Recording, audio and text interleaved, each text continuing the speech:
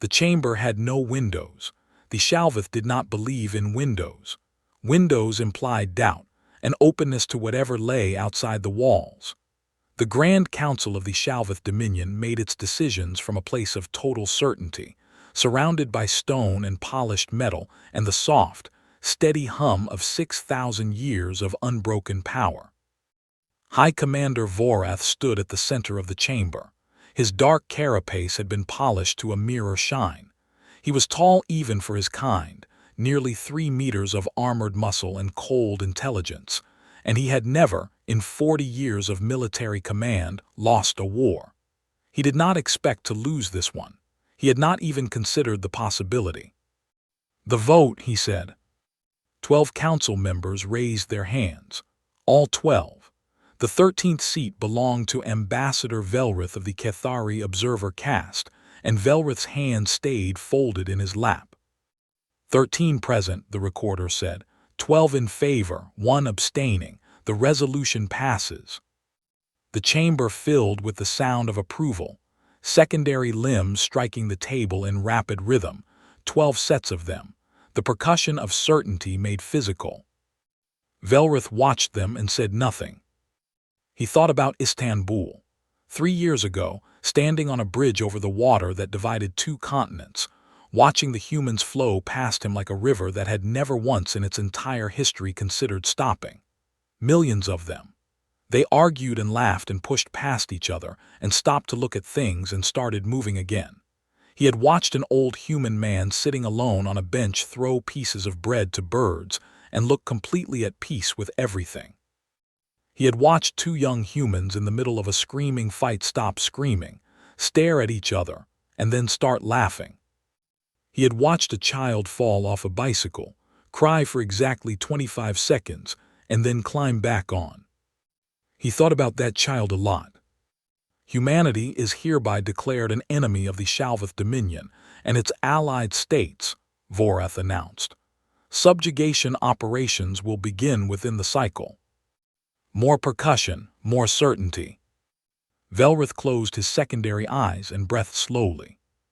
He had said his piece already. He had stood up 1 hour ago in this same chamber and said things that nobody wanted to hear. It was over. The decision was made. He would be the only one who was not surprised by what came next. He could live with that. The Shalvith Dominion was not a young civilization. 6,000 years of space travel. 19 species absorbed into their territory. Wars won and wars ended, and peace maintained through the kind of organized, efficient power that lesser species could only dream about. The Dominion had solved poverty. It had solved disease. It had solved the messy, destructive problem of uncontrolled ambition by building systems so well designed that individual desire had nowhere to go except into service of the whole. They were, by any measure they respected, the superior power in this corner of the galaxy. They had been watching humanity for 60 years. The report that Vorath had used to build his case ran to 400 pages. It had been compiled by 300 analysts. It had been reviewed by the top strategic minds in the Dominion. It was detailed, thorough, and confident. It was also, in every way that would eventually matter, catastrophically wrong. The report said, humans are a Class 3 pre-unification species. They maintain over 190 separate nation-states on their home planet, which remain in constant low-level conflict. Their average lifespan is 70 to 80 years, among the shortest of any sapient species in the known galaxy. They are physically fragile, no natural armor, limited sensory range, poor tolerance for environmental extremes. They have been spacefaring for only 140 years and maintain approximately 430 colonies, most poorly defended. They are highly emotional, prone to irrational decision-making, and have demonstrated no capacity to coordinate effectively at a species-wide level. Recommended subjugation timeline, 18 months. Projected resistance, low to moderate. Projected Dominion casualties, negligible. When Velrith had read that report, he had felt something he rarely felt. Not quite fear. something sitting right next to it, a cold, precise awareness that the people around him had made a very large mistake and that nobody in the room could see it. He had tried. He had stood up and said, "I have been to Earth. I have walked among humans for 6 months. I am telling you from direct observation that this report is missing something important." "What is it missing?" Vorath had asked, patient and polite. "It is missing the part," Velrith said carefully, "where it explains what humanity has been doing for the past 40,000 years. Evolving," Vorath said, "as all species do." "No." Velrith looked at the 12 faces watching him with polite, settled expressions. "Fighting each other. Every single day for 40,000 years, some group of humans has been trying to kill another group of humans. Not only for resources, not only for territory, for ideology, for pride, for reasons they themselves cannot always explain. They have fought each other with sharpened stones. They have fought each other with weapons that split atoms and left entire cities as glass. They have survived plagues that reduced their population by half and kept going. They have survived ice ages, droughts, famines, and every catastrophe their planet could generate." He paused to make sure they were still listening. "What you see in this report is not a weak species. What you are looking at is a species that has been in continuous combat training for 40,000 years. They have more practical experience with warfare than any species in this chamber, and you are proposing to give them a new enemy." Vorath had looked at him with the patience of someone who had already decided the outcome. "They have 190 separate governments. They have never once acted as a unified force." "They never needed to," Velrith said quietly. "They never stopped fighting regardless." Nobody listened. The vote was called. The first strikes fell on humanity's outer colonies at the exact same moment. That was Dominion doctrine, simultaneous pressure on multiple points, no time for the enemy to regroup, communicate, or coordinate. It had ended every conflict the Dominion had fought since the 3rd century of their expansion. It had worked without exception. Subcommander Drelvet commanded the operation against the colony on Kepler 442b. He had run 17 of these in his career. They followed a pattern. You arrived. You demonstrated force that was so overwhelming that resistance became obviously pointless. The population gathered. They were processed. Control was established. You moved to the next assignment. He had never lost a soldier on a suppression operation, not one. He broadcast the standard surrender demand on all human communication channels.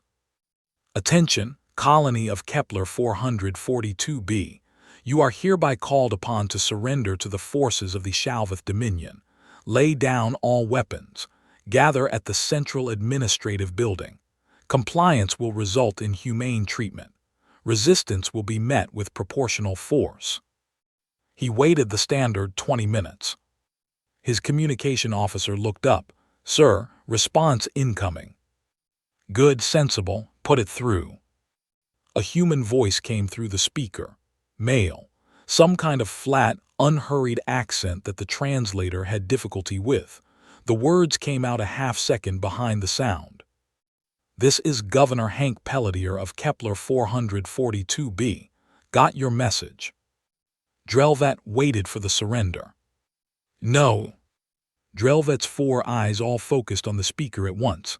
"I'm sorry." "No," the governor said again, in exactly the same tone a person uses when they've already had this conversation in their head and finished it. "We're not surrendering. You want to come down here and try to take it, that's your choice. But we're not handing you anything." "Sir," said Drelvet's tactical officer, "thermal imaging shows the colony population they are constructing defensive positions. They are using mining equipment as barricades.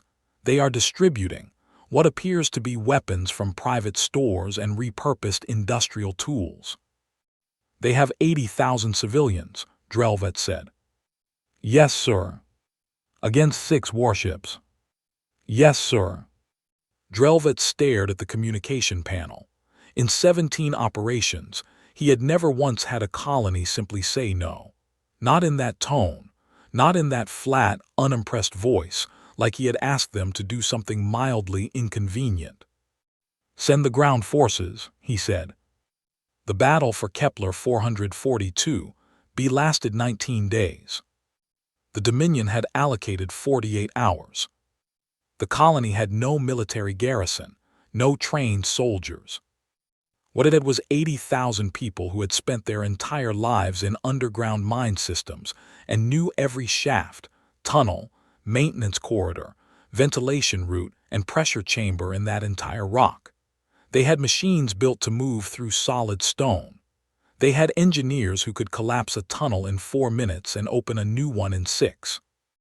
They had, it turned out, a significant number of former soldiers from a dozen different Earth nations who had emigrated to the colony, and who had spent the 2 days between the declaration and the landing teaching everyone willing to learn. Drelvet lost 340 soldiers in 19 days, taking a target that should have required none. He filed his report using careful language. Words like unexpectedly entrenched and non-standard defensive configurations and asterisk challenging subsurface terrain. Professional language. Controlled language. What he did not write in the report was what he had felt on day 14, standing at the edge of what used to be Mine Shaft 7, looking at the barricade that a group of humans had constructed from collapsed equipment and debris. His analysts had told him this position had been held by about 60 people. He had sent 200 soldiers into that shaft. It had taken them a full day to clear it. 60 people, against 200 trained Dominion troops, holding a tunnel they had known for days they would eventually lose. They had known they were going to lose.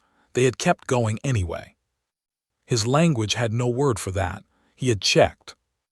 Across 23 colony worlds, variations of the same story were playing out. Some colonies surrendered. Not many. The ones that fought did it differently every single time. No two human defensive setups were alike, which meant the Dominion tactical library was useless before the first week was over. Each new world required fresh analysis, new approaches, and new casualty counts that were climbing in ways the pre-war projections had not modeled. The analysts revised their timeline. 18 months became 24. Then 36. Voreth reviewed the new projections in his office and felt something he had not felt in a very long time. Not concern exactly. The early, distant sound of something off-key in what should have been clean and simple. He called Velrith. The ambassador appeared on the screen sitting in what looked like a human-style chair, holding a ceramic cup of something. The translator identified it as a beverage called coffee. He looked like a being who had been expecting this call. "You've seen the projections," Velrith said, "not a question." "The resistance is more organized than anticipated," Voreth said. "The colonies are coordinating without receiving orders from Earth. There is no central command directing them." "I know. How are they coordinating?" Velrith took a slow sip from his cup. He had picked up the habit on Earth, Voreth remembered. He had picked up several human habits. At the time, Voreth had considered this undignified. Now, looking at the ambassador's calm face, he was not sure what to think. "They aren't coordinating," Velrith said. "Each colony is just doing what each individual human on that colony has already decided to do, which is not surrender. You don't need to coordinate a decision that every person has already made independently. That's not a military strategy. That's a personality trait. You cannot bomb it out of them. You cannot cut off its supply lines.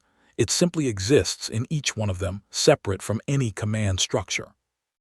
Voreth was quiet for a moment. Outside his office, the Dominion was the largest military power in this region of the galaxy. He had more ships, more soldiers, more resources than humanity could match in any conventional calculation. "This changes nothing about the final outcome," he said. "I know," Velrith said. "Then why do you look like that?" Velrith looked at him through the screen. 4 pale eyes. an expression Voreth could not read and was beginning to think he should have learned to read years ago. "Because," the ambassador said quietly, "you haven't seen what happens when humans stop defending and start attacking." The screen went dark. On 23 colony worlds, the toll was already higher than the entire previous decade of Dominion military operations combined. And somewhere deep in human space, 47 years of Earth military history was being fed into planning systems. Admirals who had spent entire careers preparing for exactly this moment were picking up communications and giving orders. Something vast and patient and terrible was being pointed, for the first time in its existence, at a single external target. The colonies were not the war. The colonies had barely been the beginning. 3 months into the war, the Dominion High Command gathered at its Central Strategy Center on Shalveth Prime and tried to understand what was happening to them. The room was large, lit by the cold blue light of tactical displays. Holographic maps showed 23 colony systems in various states of conflict. Red indicators marked Dominion units pinned down, taking unexpected casualties, requesting support that was being stretched thin across too many theaters. Yellow indicators showed supply lines that were taking longer to establish than planned. Green indicators, controlled, pacified zones, were fewer than anyone had projected. Fleet Admiral Cresta, who commanded overall Dominion forces in what they were calling the Human Pacification Campaign, stood in front of the displays and tried to find the correct words for what she was seeing. "They are fighting without a doctrine," she said finally. "That is the core problem. Every species we have ever pacified had a military doctrine, a way of fighting, rules, structures, things we could analyze and build countermeasures for. The humans have no unified doctrine because they have 100 of them simultaneously, and individual soldiers seem to shift between them based on whatever seems most useful in the moment." General Vorlan of the ground forces nodded slowly. "In my sector, the same unit fought 3 different engagements in 4 days. In the first engagement, they held a fixed defensive line. In the second, they abandoned the line completely and melted into the civilian population. In the third, they appeared behind our supply convoy, using a route we had assessed as impassable." He paused. "When we captured one of them and asked him how he found that route, he said he had read something about it in a history book about a war they fought on their own planet 300 years ago." Silence settled over the room. "A history book," Cresta repeated. "About a war they fought against themselves," Vorlan confirmed. "He said humans keep very detailed records of every war they have ever fought, and then they read them." Nobody in that room had ever read a detailed record of every war their species had fought, mostly because their species had not fought that many. They had fought some. They had won them. They had moved on. Humanity had apparently treated every war they had ever survived as a lesson worth studying. The implications of that were sitting in the room like an uninvited guest that nobody wanted to name. On the colony world of Brennan's Hope, a Dominion force of 2,000 soldiers was discovering what a determined group of humans could do with 6 months of preparation, a detailed knowledge of local terrain, and absolutely nothing left to lose. Subcommander Threska had been given Brennan's Hope as a straightforward assignment. The colony had 20,000 inhabitants, mostly farmers, a small manufacturing base. According to every pre-war assessment, it should have been among the easiest targets in the initial wave. The colony had been fighting for 11 weeks. Threska had a theory about why, and it was a theory that disturbed him more the longer he thought about it. The humans on Brennan's Hope were not fighting because they thought they could win. He had run the numbers many times and the numbers were obvious. They could not win. He had more soldiers, better equipment, orbital fire support, and the ability to reinforce as needed. The humans had homemade weapons, repurposed farm machinery, and knowledge of their own fields and forests. They were fighting anyway. Not with desperation either. That was the part he kept coming back to. Desperation he could understand and anticipate. Desperate enemies made mistakes. They took risks that didn't pay off. They spent themselves in dramatic final charges that his forces could absorb. These humans were not desperate. They were patient. They picked positions and held them until holding them was no longer useful. Then they disappeared and appeared somewhere else. They hit supply lines at night and were gone by morning. They left his forces controlling roads and buildings, while somehow the farms and forests around those roads and buildings remained fundamentally hostile territory. His soldiers could walk through a field and see nothing, and then an hour later a supply transport on that same road would be hit. On day 78, his forward position at a river crossing was attacked by what turned out to be 9 humans armed with 3 rifles, improvised explosives, and what appeared to be a very thorough knowledge of exactly where all his external sensors were located. They killed 11 of his soldiers, damaged the bridge, and got away with 1 casualty. He filed the incident report and stared at it for a long time before sending it. He had also, in week 9, captured 3 of them. This was where things became genuinely strange. The Dominion's instructions for handling prisoners were clear. You secured them, processed them, extracted whatever intelligence was useful, and confined them until the operation was complete. Standard protocol, applied across 24 conflicts over 3 centuries. It was efficient. The 3 humans captured on Brennan's Hope were 2 men and 1 woman. They were injured, not badly, but enough to require basic medical care. Threska had provided it because his protocol required it. He had fed them because his protocol required it. He had placed them in reasonably comfortable confinement because damaging prisoners unnecessarily was inefficient. He expected nothing unusual from this. What actually happened was that his intelligence officer came to him 4 days later with a puzzled expression and said, "Sir, the prisoners want to talk." "About what?" "They haven't specified.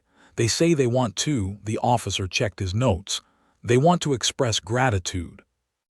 Threska went to see them himself.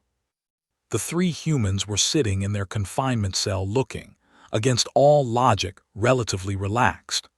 The older male, who appeared to be about 50 by human standards, with gray at the edges of his dark hair, and the kind of face that had been weathered by years of outdoor work, looked up when Threska entered. "You're the commander," he said through the translation device. "Yes." "You had your doctor fix up my leg." He gestured to the bandaged limb. "You didn't have to do that. I've heard stories about other camps." Threska stayed quiet. The man continued. "I'm not going to tell you anything useful. I want to be upfront about that. I don't know anything that would help you militarily, but I wanted to say I appreciate the leg." The woman, younger, red hair, a burn scar along one forearm that predated her capture, was watching Threska with an expression he could not categorize. Not hostility, something evaluating and cautious and almost curious. "Why are you still fighting?" Threska asked. He genuinely wanted to know. "You cannot win. Your colony will fall eventually. You are causing casualties on both sides that serve no strategic purpose." The older man considered this for a moment. "No strategic purpose from your view," he said finally. "From our view, every day we make this expensive for you is a day Earth has to prepare. Every soldier you send here is a soldier not somewhere else. We know we're not winning this colony. We're paying for time." "Time for what?" The man smiled. It was a quiet smile, not triumphant, not angry, just settled. "You'll see," he said. Back on Earth they were seeing. The United Earth Defense Command had been a theoretical organization for most of its existence. It had been created 40 years ago when the first contact with the Shalvith Dominion made it clear that humanity was no longer alone in a universe that might not be friendly. It had run drills. It had developed plans. It had built hardware in quantities that the 190 separate nations of Earth had argued over and funded grudgingly and debated endlessly.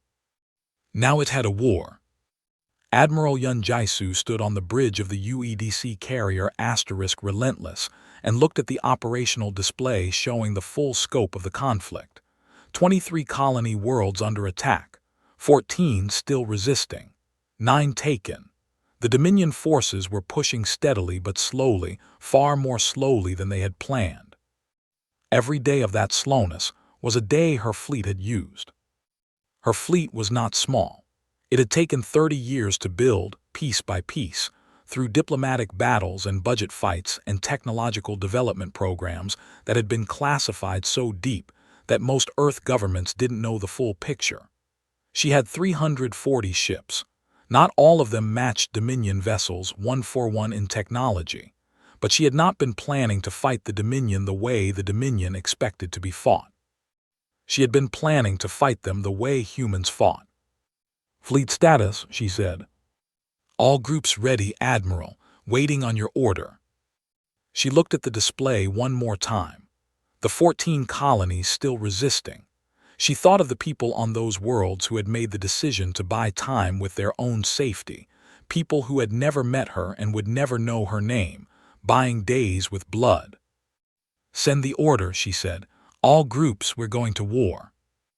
The Dominion's first awareness that something had changed came not from a dramatic fleet engagement, but from a set of anomalous readings near the Proxima relay stations. Small signals, moving fast, then not moving at all, because they were very good at not being detected, which was a capability that should not have existed in a species that had only been spacefaring for 140 years.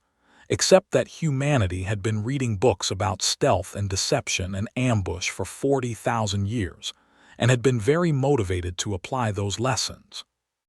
Sensor Officer Prackville on the Dominion patrol ship Certainty saw the readings, flagged them as possible interference, ran a secondary scan, and then said very quietly to no one in particular, "Those are ships." "How many?" the captain asked. Prackville ran the numbers twice. Sir, the reading keeps changing. The system is having difficulty resolving them." "An estimate." Prackville looked at his screen, at the numbers that kept shifting as the human vessels did something to their sensor profiles that his system had no reference pattern for, at the sheer number of contacts that were resolving out of what had been empty space. "A lot," he said. "A lot of ships, sir." His captain looked at him. "Get me a number." "I'm trying." There, he stopped. He looked at his readings one more time. Something cold moved through his thorax. "Sir, I think they've been there for 3 days. They've been sitting in our patrol corridor for 3 days and we didn't see them." The captain went very still. "Get me command," he said, "right now." 3 sectors away, in a conference room on the Certainty S command station, a Dominion operations planner was about to pick up his morning briefing and read the casualty reports from the colonies, reports that were already much worse than anyone had publicly admitted. He was not going to get to the morning briefing. The human fleet had been patient for 3 months. It was done being patient. The Battle of Kepler's Gate lasted 11 hours. The Dominion had fought space battles before, many of them. Over 6,000 years of expansion, the Dominion Navy had developed tactics, formations, and battle doctrines that had proved effective across dozens of conflicts against dozens of different species. Their ships were well built, well armed, and crewed by professionals who trained for years before being allowed near a combat deployment. None of that turned out to matter very much. The human fleet did not fight the way the Dominion had modeled. They did not advance in standard formation. They did not follow the predicted engagement patterns that Dominion tactical AI had prepared for. They split and merged and split again, different groups moving at speeds and angles that kept changing, and the Dominion formation, designed to face a conventional enemy, kept having to reorganize to respond to a shape that would not hold still. The human ships communicated in bursts that the Dominion signals teams couldn't decrypt fast enough to be useful. They used terrain, debris fields, the gravity of the nearby gas giant, even their own damaged vessels as obstacles, in ways that weren't in any tactical library, because the tactics had apparently been improvised in real time by the fleet commanders. Improvised in real time. Fleet Admiral Cresta, watching from her command ship at the edge of the engagement, received the damage reports every few minutes and felt a specific kind of dread taking shape inside her chest. Not because her ships weren't fighting well. They were. Her crews were doing exactly what they had trained to do. The problem was that what they had trained to do had been designed for a predictable enemy, and humanity was turning out to be the single least predictable species anyone in the Dominion had ever encountered. At hour 7, a group of human ships that had appeared to be retreating turned around. Not to make a last stand, not in desperation. They turned around because the Dominion pursuit force had followed them exactly far enough that the humans now had a positional advantage, and the humans had known, apparently, that the Dominion ships would follow and had planned for that. The pursuit force lost 9 ships in 45 minutes. At hour 9, the Dominion line broke. Not collapsed, broke. Fractured in the middle, with a third of the fleet pushing one direction and 2/3 going another, and the human ships flowing through the gap like water finding a crack in rock. At hour 11, Cresta gave the order to withdraw. She had never given that order in her career. She sat in her command chair for a long time after the engagement ended, looking at the casualty numbers, and thought about the report that had said humanity's resistance would be low to moderate. The news spread across the Dominion's communication network, faster than Command would have liked. They tried to manage it. They issued controlled statements. They described Kepler's gate as a strategic repositioning. They published numbers that were accurate in a narrow technical sense and deeply misleading in every practical one. They did what powerful governments always do when reality stops cooperating with their narrative. It didn't help much, because the galactic community was watching. The Shalvath Dominion was not the only civilization in this region of space. There were 11 other spacefaring species within reasonable range, ranging from the Velkari Trade Consortium, who were primarily interested in profit and carefully neutral in all conflicts, to the ancient and reclusive Oreth, who had been observing events from behind their borders for 2,000 years without commenting on anything. In between were species of varying sizes, ages, and political alignments. All of them had been watching the human pacification campaign. All of them had expected it to be over quickly, including the ones who had privately hoped humanity would survive, because none of them had expected survival to be a realistic option. Now they were watching the battle reports from Kepler's gate circulate through the networks, and conversations were shifting in tone. Ambassador Selna of the Velkari Consortium sent a private message to Velrith. It read, "I owe you an apology for not listening to you at the pre-war summit. More urgently, how bad is this going to get?" Velrith read the message twice. Then he wrote back, "Depends on whether the Dominion stops.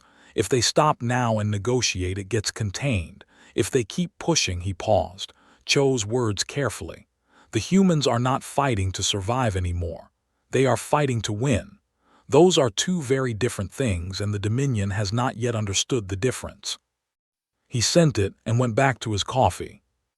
He had started drinking more coffee lately. Admiral Yunjaisu was briefing her senior officers on the asterisk Relentless when the report came in from the retaken colony worlds. She paused mid-sentence, read it, and then read it again.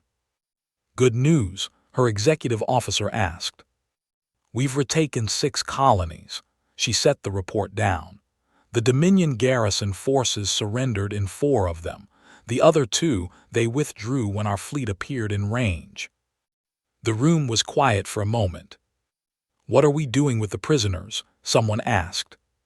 "Standard protocol, medical attention if needed, secure confinement, UEDC prisoner conventions apply." She looked at the person who had asked. "Why?" "Just making sure," Commander Park said. "There's been pressure. After some of what happened on the colonies, he stopped. I know what happened on the colonies, Yun said. Her voice was flat and even. The conventions apply, all of them, every prisoner every time. That is not a debate. Nobody argued with her. That was the thing about Yun. There was a particular tone she got, not loud, not angry, just completely without any space for a different opinion. And when she used it, the conversation was over. The reason she was firm about this was not complicated. It was the same reason the human military had protocols at all, the same reason every hard lesson from 40,000 years of warfare had eventually bent toward the same conclusion, that how you fought mattered as much as whether you won. Not because of some abstract moral principle, but because of a very practical one. You fought the war. Then the war ended. And then you had to live with what you had done. She had read the history books too. High Commander Voreth held his emergency strategy session with his full command council and tried to explain what had happened. He was not, by nature, a man who admitted mistakes. He had built his career on being correct, on making decisions that were validated by outcomes, on the kind of total confidence that comes from never having been seriously wrong before. It was a quality the Dominion valued. It was also turning out to be a liability. The battle at Kepler's Gate was a setback, he said. It does not change the fundamental strategic picture. We have more resources, more ships, more soldiers. Humanity cannot match us in a sustained conflict. With respect, said Subcommander Drelvat, who was in the room because his experience on Kepler 442b had made him the closest thing the Dominion had to an expert on human ground combat. The humans seem to be aware of that fact, and they are fighting as if they are aware of it. Explain. Drelvat chose his words with the care of someone who had been thinking about this for months. They are not trying to match us in a sustained conflict. They are not fighting our war. They are fighting their war. They are making each engagement as costly as possible for us while costing themselves as little as possible. They are attacking our supply lines, not our front lines. They are taking back colonies, not trying to hold territory. They are, and I mean this precisely, they are bleeding us. Slowly. In a way that is designed to make us question whether this is worth what it costs. It is worth it, Voreth said. I know that, sir. The question is whether our supply infrastructure, our crew morale, and our political support at home will agree with us 12 months from now, or 24 months, or however long this takes. The silence in the room was a different kind of silence than the confident percussion of the original vote. This was the silence of people doing calculations and not being comfortable with the results. What are you recommending? Voreth asked. I'm not recommending anything, sir. I'm telling you what I observed. The humans on the ground aren't fighting in a way that makes sense if you assume they care primarily about surviving. They are fighting in a way that makes sense if you assume they are willing to accept significant costs to make our costs significant. That is a different psychology than anything in our models. It's irrational, said the intelligence chief. Accepting heavy losses to impose moderate losses on a superior force is mathematically irrational. Drelvat thought about Mine Shaft 7. About 60 humans holding a tunnel for a day against 200 soldiers.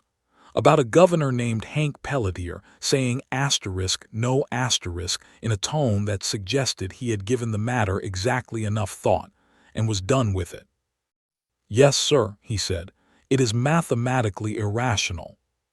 He didn't say anything else. The first message from the neutral species arrived through Velkari diplomatic channels 6 days after Kepler's Gate. It was addressed to both the Dominion and to Earth's UEDC command. It was signed by 7 species. It said, in careful diplomatic language, that the signatories were concerned about the escalating conflict and wished to offer their services as mediators. Between the polite formal lines, what it actually said was, we did not think the humans were going to fight this hard, and we are asking you to please stop before this becomes something none of us can control. Voreth read the message and set it aside. He was not interested in mediation. He had not come this far to stop and negotiate. He had the resources. He had the military power.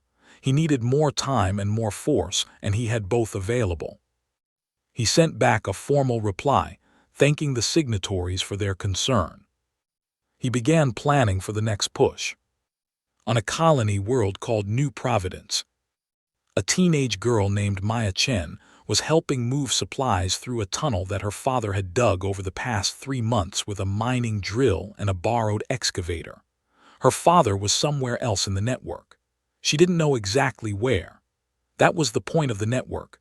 Nobody knew exactly where anyone else was, so nobody could give that information even if they wanted to. She was 17. Before the war, she had been thinking about going back to Earth for university. She had been interested in marine biology. She had grown up on a colony world and had never seen an actual ocean, but she had watched every documentary about them she could find and had decided that was what she wanted. The war had been going for 3 months. She moved the supplies and thought about the ocean. She did not think about whether they were going to win or lose.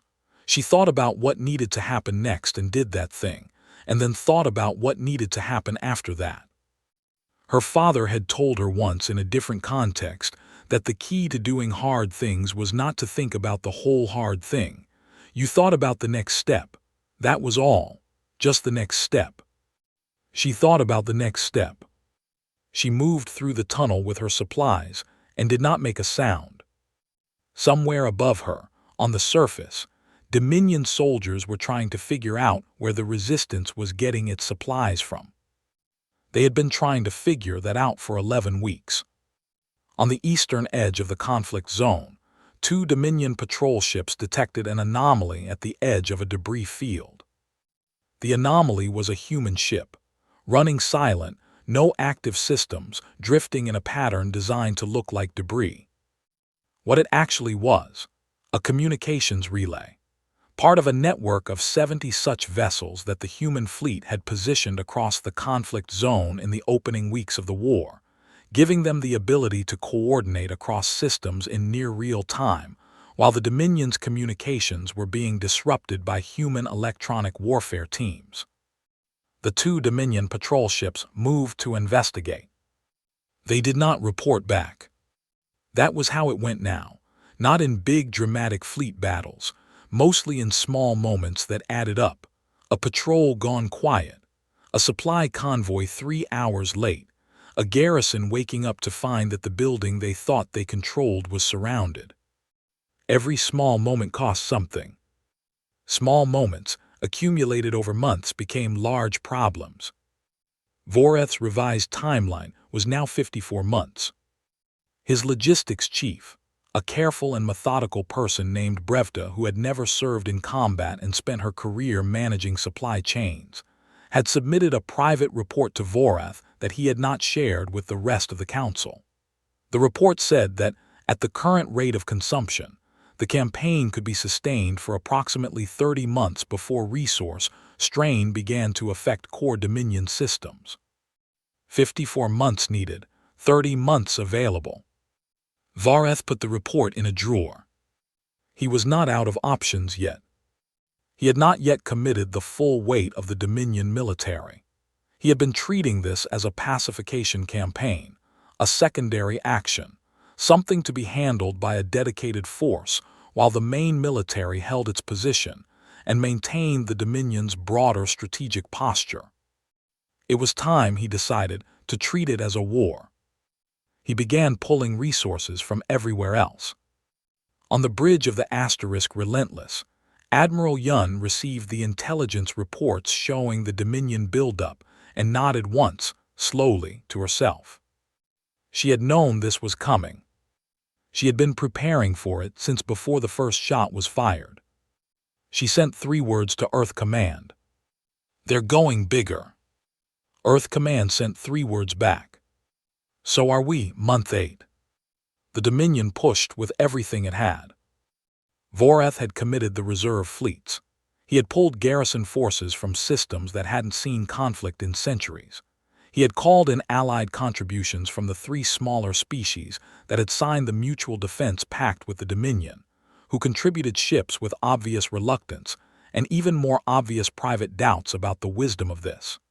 He had assembled, by any objective measure, the largest single military force the Dominion had deployed in 400 years. He sent it toward Earth. Not directly, not in one group. That was not how the Dominion fought. He sent it in three prongs, each targeting a different cluster of human-held systems, designed to force the human fleet to split its attention, to stretch its defenses, to choose what to protect and what to abandon. It was a sound strategy. It was the kind of strategy that had won wars. The three prongs advanced through human space for 11 days. What they found was not what they expected. Prong 1, under the command of Fleet Admiral Cresta, moved toward the Tau Ceti cluster and found a debris field that had not existed in their charts. Not natural debris. Engineered debris, thousands of pieces of metal and composite material, precisely distributed, that played havoc with navigation systems and sensor arrays. The fleet slowed to pick its way through. It took 4 days to cross what should have been a half-day transit. In those 4 days, human interdiction units hit the fleet's supply ships 6 times from positions inside the debris field, positions that should have been inaccessible because a ship could not maneuver in that density. Somehow the human pilots had done it anyway. Cresta lost 11 supply ships before she cleared the field. Her fleet's operational range dropped by 18%. She was now dependent on forward supply points that her scouts were having trouble confirming as secure. She sent a report back to command. Command sent back, "Continue the advance." She continued. Prong 2, the central force, hit the human colony system of New Hope and encountered something that nobody in the Dominion had prepared for. The colony was defended, strongly defended, much more strongly than the intelligence reports had suggested. The human garrison had apparently spent the past 5 months building fortifications that the Dominion's orbital scans had not properly detected, because they had been built underground and covered in materials that confused sensor readings. The Dominion assault force landed expecting light resistance and walked into prepared kill zones. The battle on the ground lasted 3 weeks. But the battle in orbit was stranger. The human ships defending New Hope were outnumbered. They knew it. The Dominion fleet knew it. The expected pattern was a fighting retreat, do damage, delay, pull back when the position became untenable. That was the rational response. That was what the Dominion tacticians had modeled. The human ships did not retreat. They attacked. An outnumbered force attacking a larger force is not a new thing in warfare. It had happened many times, across many species, throughout galactic history. What made this different was that the humans were not doing it in desperation. They were doing it with clear planning and coordination, targeting specific ships in the Dominion formation in a sequence that Subcommander Talvesh, commanding the orbital element, only understood in retrospect. They were not trying to defeat his fleet. They were targeting his command and control vessels specifically, his communications ships, his coordination nodes, not the biggest ships, not the most armored ships, the ones that made his fleet think as a unit rather than as individual ships. Within 6 hours, his fleet was still numerically superior and tactically blind. His ships had more firepower and less idea what to do with it. 3 human vessels were destroyed in the engagement. His fleet lost 9 ships and the ability to operate as a coherent force for nearly 48 hours. In 48 hours, the human reinforcements arrived. Talvesh ordered the withdrawal. He also sent a report to command that was considerably more candid than most reports that went up the chain of command. It said, among other things, "The humans appear to have studied our tactical doctrine in more detail than we have studied theirs. They knew which ships to target before the battle began. They had this planned. I do not know how long they have been planning it, but it was not improvised." He added one more line. I recommend that command read the history of every war humanity has ever fought before attempting further engagement. They have clearly read ours. Prong 3 had the most direct path. Voreth himself commanded it. He had 1,700 ships. It was the kind of force that should have made everything in front of it get out of the way. It should have rolled through human space with the unstoppable weight of absolute military superiority. Because by every quantitative measure the superiority was real. He had more ships, more firepower, more experienced crews, more resources. The problem was that none of those advantages worked the way they were supposed to against an enemy that would not stand and receive them. Human space was deep. It was a sphere nearly 40 light-years across by this point, with the home system at the center and colonies radiating outward, and every part of that sphere had been seeded with monitoring equipment, prepositioned supplies, hidden installations, and a civilian population that had spent the past 8 months being told, in plain and simple language, exactly what was coming and what they were being asked to do about it. What they were being asked to do was make the enemy's advance as expensive as possible. They did it.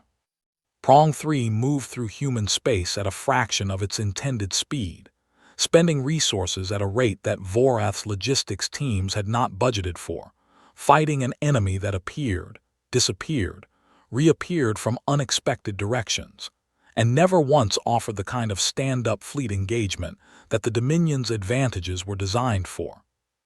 Voreth did not sleep well. He reviewed the intelligence on human psychology, looking for a lever. All military campaigns had a psychological component. You had to break the enemy's will to fight, not just their capacity to fight. For most species, will broke before capacity. The knowledge that you could not win was enough. You did not need to grind through every last defender to the very end. The calculation became obvious and rational minds accepted it. He read report after report on human psychology. He found the lever. Theoretically, the report said humans cared deeply about their home planet, about Earth, more than about anything else, more than about the colonies, more than about strategic position, more than about any piece of territory.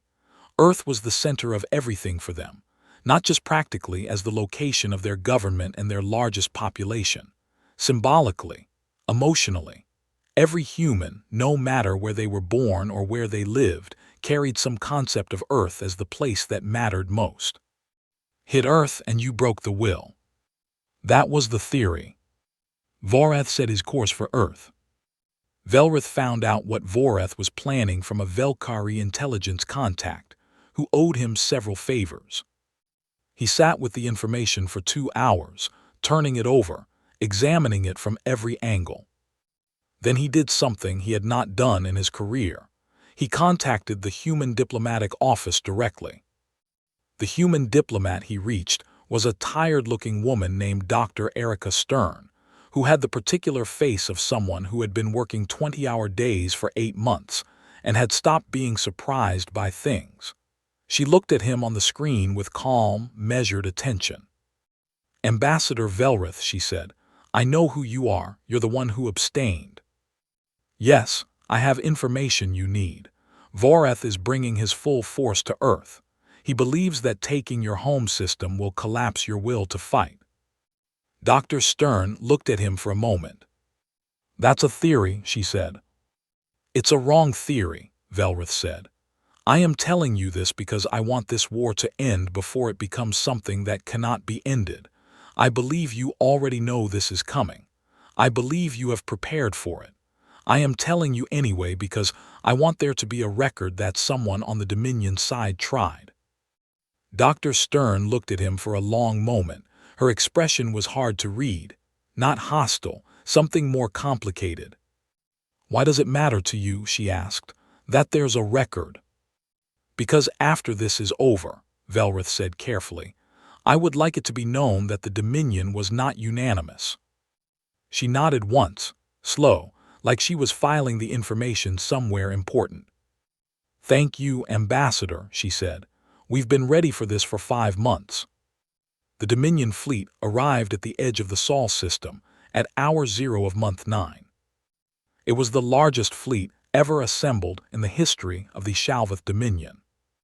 It met the largest fleet ever assembled in the history of humanity. The numbers on each side were not equal, but they were closer than anyone watching would have predicted 18 months ago, when the report had said that human resistance would be low to moderate and casualties would be negligible. What followed would eventually be called, in human military histories, the defense of Sol. It would be given other names in other languages and taught in other schools, but the human name was simple and accurate and carried no drama in it, because it was written by people who had been there and knew that what happened needed no theatrical language to be extraordinary. Vorath's fleet came in expecting, if not an easy victory, a decisive one. It was the hammer strike, the final blow, the moment where all the accumulated force came down on the center of the enemy and broke them. The human fleet did not fight like a force defending a home. It was afraid to lose. It fought like a force that had been waiting for this exact moment, that had spent 8 months studying every engagement, mapping every Dominion tactic, stress-testing every weakness they had identified. It fought with the very particular ferocity of an organism that has been patient for a very long time and is now done being patient. The battle lasted 4 days. On day 1, the Dominion's advance elements were met by human units whose positions had been calculated to force the Dominion formation into a specific shape. The Dominion commanders adjusted, as good commanders do. The humans had accounted for the adjustment. On day 2, the flanks of the Dominion fleet were hit simultaneously by forces that had been positioned weeks earlier, waiting. On day 3, the center of the Dominion formation, where Vorath's command ship sat, found itself in a tactical situation that had been constructed around it without his awareness. Not trapped, but constrained. Every move he made opened him to another problem.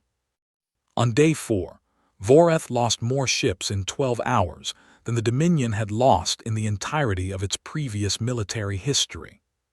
He was not broken, he still had forces, he could still fight. But his logistics officer's report was now impossible to ignore. And there was something else, something that his commanders in the field had been reporting for weeks, that he had been discounting as irrelevant, that was turning out to not be irrelevant at all. His soldiers were afraid. Not of dying. Soldiers accepted that risk. They were afraid of something more specific and more difficult to address. They were afraid because in 8 months of fighting humans, they had never once been able to predict what the humans would do next. They had never once found the edge of human endurance. They had never encountered a situation where a human force, no matter how badly outnumbered or outgunned, simply gave up. The fear was the fear of fighting something you did not understand and could not model. It settled into units and ate at efficiency and made soldiers hesitate a half-second before acting, and in combat, a half-second was everything. On the 4th day of the Battle of Sol, Vorath received a message from his Allied fleet commanders. The Allied fleets were withdrawing. Not routing, not in panic. A formal, organized withdrawal with a diplomatic communique attached that said, in language that was careful and correct and completely clear, "We did not agree to this. We agreed to a short pacification campaign. This is not that. We are withdrawing from the conflict." Vorath read the message. He sat in his command chair on the bridge of his flagship and read it 3 times. His second-in-command stood nearby and said nothing. "How many of our own ships have we lost?" Vorath asked. The number came back. He had known the number. He had known it for hours. Hearing it out loud was different. "And theirs?" "That number too." He looked at the battle display. Human space stretching in every direction. Earth just ahead, which he had not taken and which was increasingly clear he was not going to take. 8 months of campaign behind him. Resources burned. Ships lost.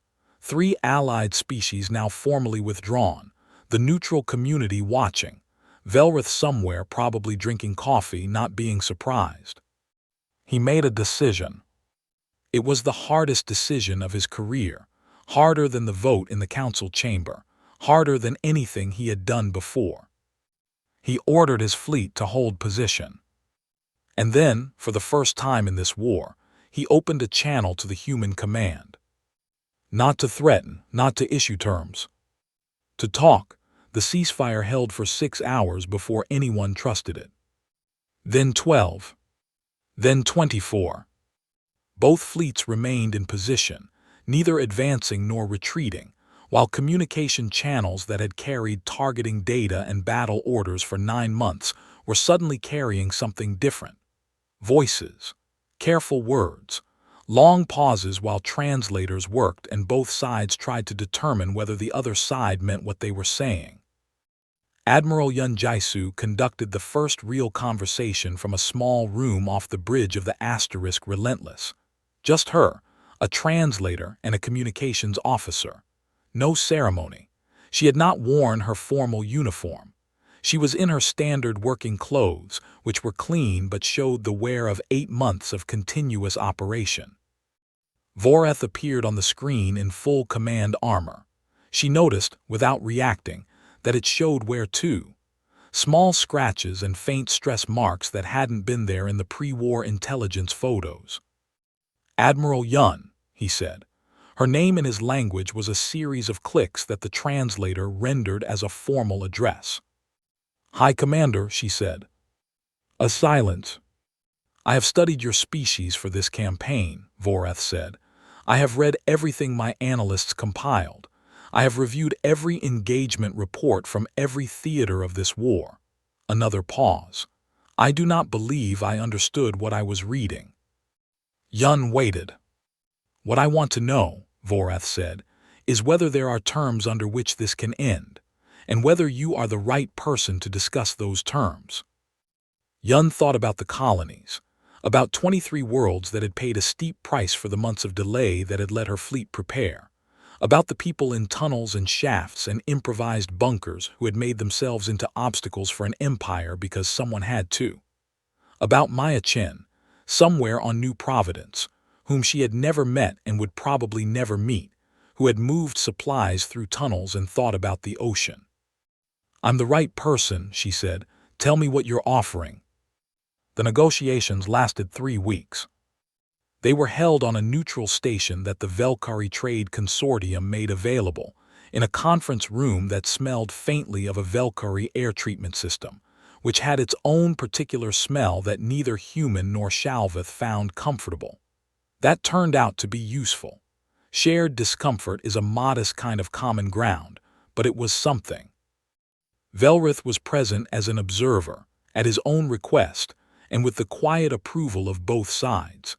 He sat in the corner and drank coffee from a travel container he had brought from somewhere, and mostly did not speak, unless someone asked him something directly.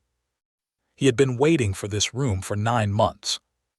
The Dominion side, led by Vorath, came with a list of what they could offer: territory, resources, formal recognition of human sovereignty over the colony worlds, an end to hostilities.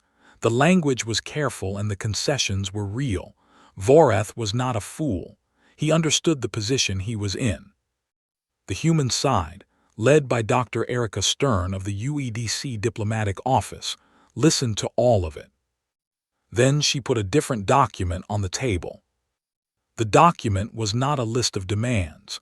It was a framework, and it was more complicated than a list of demands, and it asked for things that were harder to give than territory or resources. You started this war, Dr. Stern said, because you looked at humanity and decided we were weak enough to take. We need to establish with enough structure that it holds that you were wrong about that.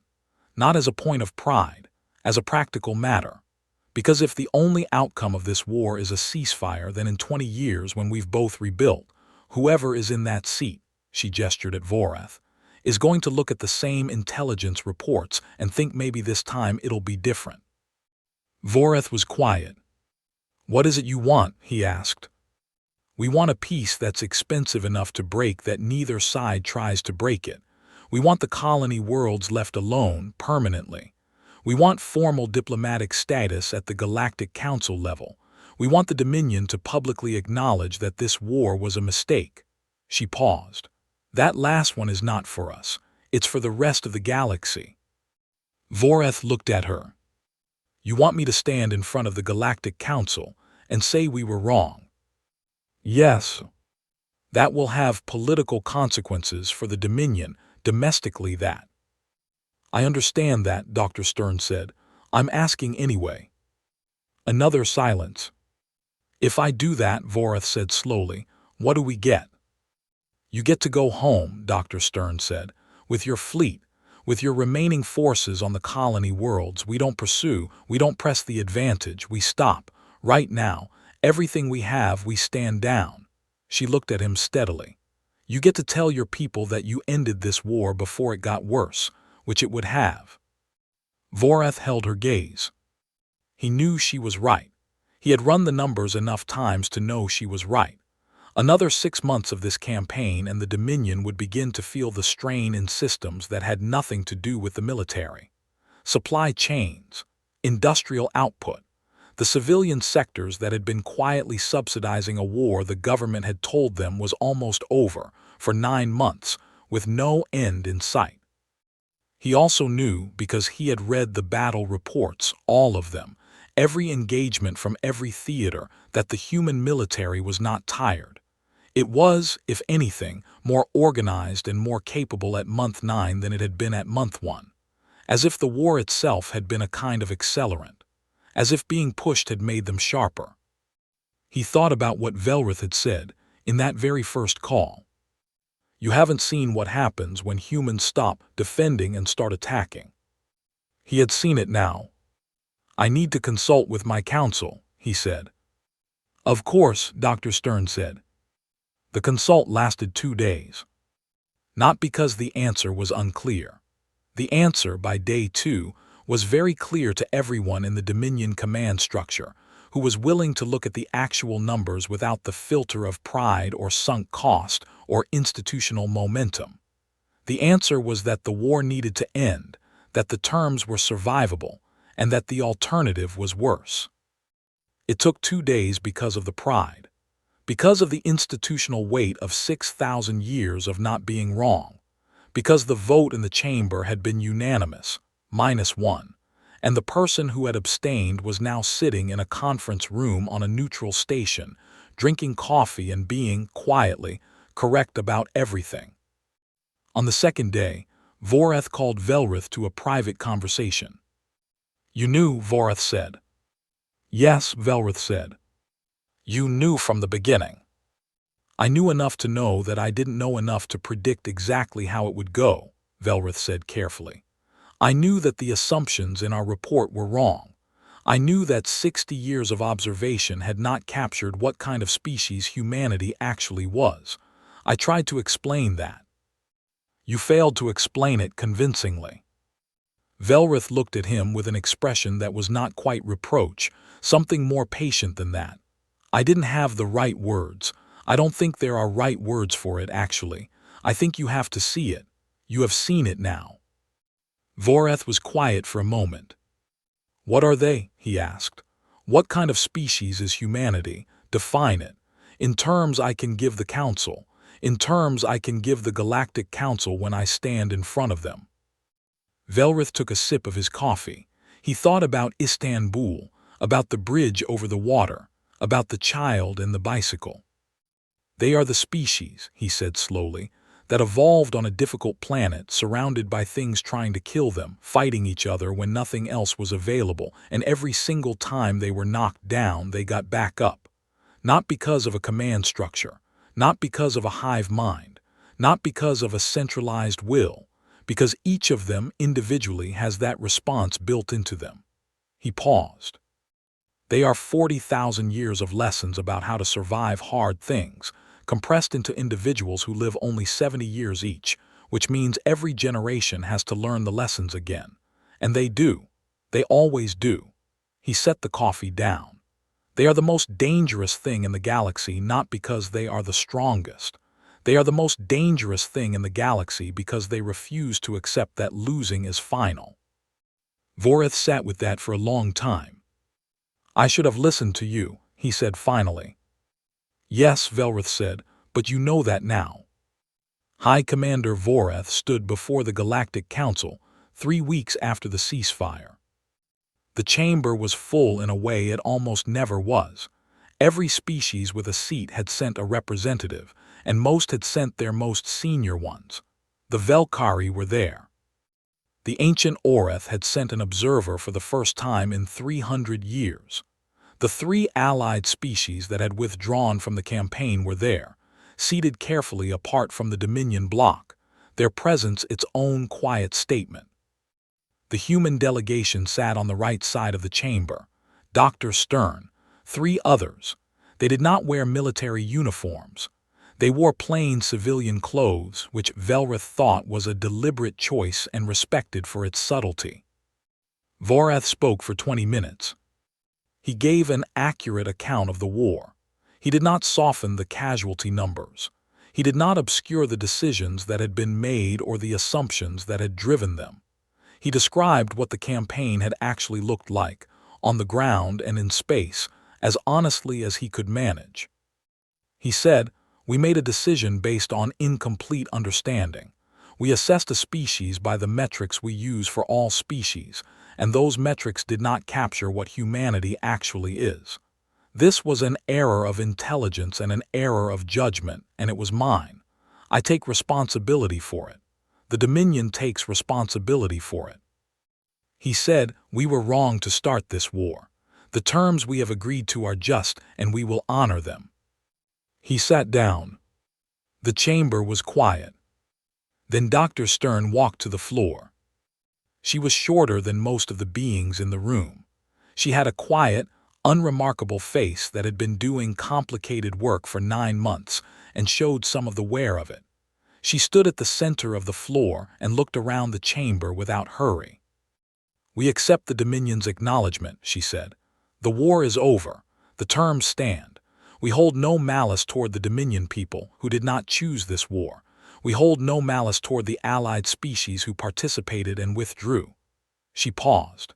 "We want to be clear about one thing, for the record and for any species in this chamber that may have been watching the past 9 months and drawing conclusions." She waited a moment.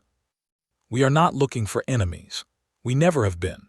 We have enough things to do. We have an ocean we want to study, frankly, and a dozen other scientific projects, and about 9 months of reconstruction work that is going to take years. We have children who would like to grow up without a war." Another pause. "But if someone decides, again, that we are easy to take, then what happened in the past 9 months will look like the quiet part of the story." She sat down. The chamber was very quiet. The reconstruction on the colony worlds took 4 years. Some of it was physical, infrastructure and buildings, and the mining systems that had been repurposed into defensive networks and needed to be returned to their original function. Some of it was harder to rebuild. The people who hadn't come back, the communities that had organized themselves around survival and now had to remember how to organize themselves around living. On New Providence, in the 2nd year after the war, a girl enrolled in a marine biology program at the University of Earth's Oceanic campus. She had never seen the ocean before in person. When she finally stood at the edge of the actual water and looked at it, at the real thing, vast and gray-green and smelling of salt and life, moving in ways that documentaries could not fully capture, she stood there for a long time and did not say anything. Her roommate standing next to her asked what she was thinking. "I'm thinking it's bigger than I thought," she said. She started the next day. The Galactic Council added a formal notation to their record of first contact protocols. It was brief. It was placed in the section dealing with species assessment and conflict initiation. It had no official name. Galactic Council notations rarely did. It read, Prior to any hostile action against a species, member states are required to submit documentation that they have considered the following question: has this species survived adversity? If yes, what kind, for how long, and at what cost? The historical record suggests that species which have survived extended periods of hardship, resource scarcity, or continuous internal conflict may demonstrate adaptive responses to external threat that standard assessment protocols do not adequately capture. Refer to the events of date redacted, reference on file, for the most detailed case study on record. The case study on file was 900 pages long. The first page had a short summary. The summary said, a spacefaring species with 140 years of interstellar travel experience and a 40,000-year record of continuous internal conflict was assessed as a low-resistance target. This assessment was incorrect. For full analysis, see subsequent pages. Most species who read it read the full 900 pages. Then they read it again. Some of them, after that, sent diplomatic overtures to Earth, new trade agreements, requests for cultural exchanges, invitations to galactic community forums that humanity had never been invited to before. Dr. Stern handled most of those. She had a very organized calendar. She also, in a small office off the diplomatic wing of UEDC headquarters, kept a framed photograph on her wall. It was a picture taken somewhere on Kepler 442b after the colony was retaken. A group of people, miners and engineers and former soldiers and farmers, standing in front of the entrance to what had been Mine Shaft 7. Smiling, some of them laughing, all of them squinting in the light because they had spent a long time underground. Nobody who visited her office ever asked about the photograph. She had never explained it. Some things did not need explanation. Velrith retired from the Cathari Observer, CAS, 2 years after the war ended. He had spent 30 years as an ambassador, traveling to species the Dominion was evaluating, writing reports, making recommendations that were sometimes read carefully and sometimes filed and forgotten. He moved to Earth. Not permanently, his biology required periodic return to his home environment, but he spent 6 months of every year in a small apartment in Istanbul, on the Asian side of the water, walking the bridge in the evenings and watching the humans move.